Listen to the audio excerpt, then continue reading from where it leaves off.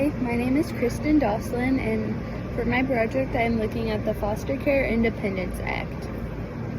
An overview of this act is the Foster Care Independence Act of 1999 is a program that assists those moving out of the foster care system into independent living situations.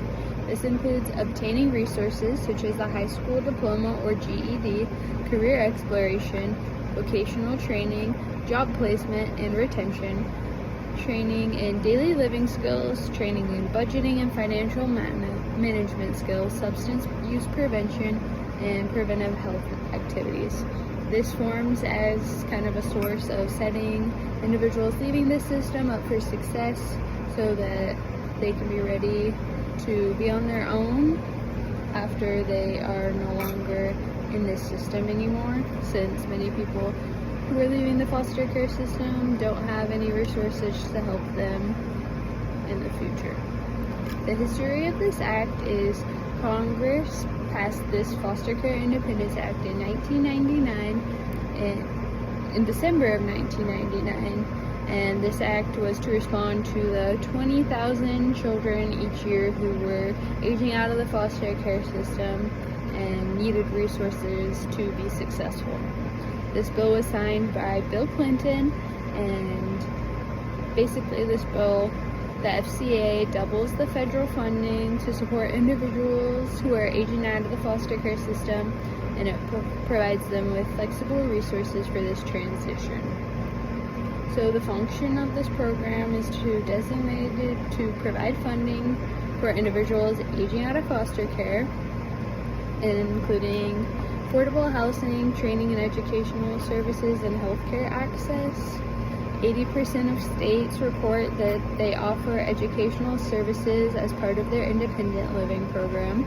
The FCIA provides states with a flexible funding to create and sustain programs that will provide assistance to foster care youth and help them attain a high school diploma or GED.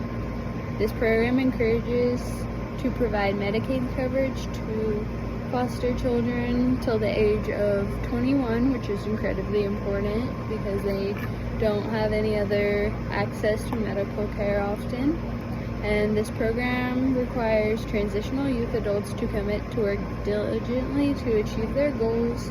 They have to perform tasks and be a part of this program and actually follow through with like training and trying to find a job and like being a part of these resources in order to get what comes with it, such as like affordable housing units and getting help with that. It's not just handed to them, they also have to work because they're trying to wean off as they go. This isn't necessarily a long-term solution for them. They're just trying to give them the resources they need until they're ready to move on. This supports the community needs because it provides support for individuals aging out of the foster care system. A lot of these people would probably end up in homeless shelters or requiring other like resources from the community, which are already overwhelmed, that it'll just honestly lead to more homelessness and just negative outcomes. So this is a program specifically tailored to individuals aging out of the foster care system and who need those specific resources, and then those other resources can go to the people who are already needing to access them for other reasons. And it's already an overwhelmed system, so it's really important that those aging out of the foster care system are getting these separate resources and funding for that.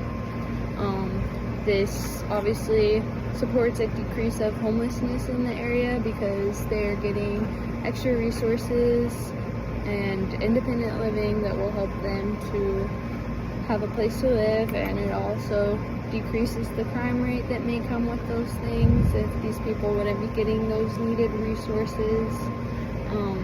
This program is intended to provide skills and support to ensure those programs have necessary skills to set them up for success and independence rather than just lead to homelessness. And it's not like a long-term solution, so these people are eventually going to be on their own and have to figure things out, and so it's extremely helpful that they're getting set up for this. Some shortcomings that may come with this program is that it only helps individuals till age 21, so once they're through that, they're kind of on their own. There aren't that many long-term support after that, which is not always beneficial because 21 is kind of a young age to be expected to have everything figured out. So I think that it might have been more beneficial to kind of slowly wean them off as they get older, to help them become more successful members of society and just not fall them flat all at once. Funding is flexible between the states, meaning that there may be disparities happening between states and that the budget isn't going specifically where it's needed. I think more specific budgeting might be more helpful to ensure that each individual is getting help and successfully reaching their circumstances. And structural barriers, this program isn't necessarily helping the structural barriers that come with the foster care system. There's more root problems. This is more of just kind of like helping the people that are already in that situation, but it doesn't help the root cause that many of these people are put in this situation every year, and the surplus of people dealing with the foster care system and such. And in summary, the Foster Care Independence Act is a beneficial law to support aging out of the foster care system into adulthood. While it doesn't solve systematic barriers, it supplies needed resources for individuals to set them up for independence after they leave the foster care system.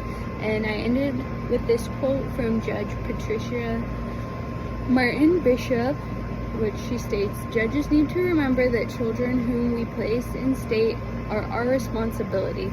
When these children enter care, the state becomes their parent. In doing so, the state, like any other parent, undertakes the responsibility to raise these children and provide for their education, their health, and their well-being. When a child enters foster care, no one knows for certain how long the child will remain in foster care. We do not immediately know who will overall age out of the system. However, education, health, and well-being are cornerstones to successful independent living, and if children are to succeed, they must be provided with these cornerstones." And I just ended with my sources, and that's everything. Thank you.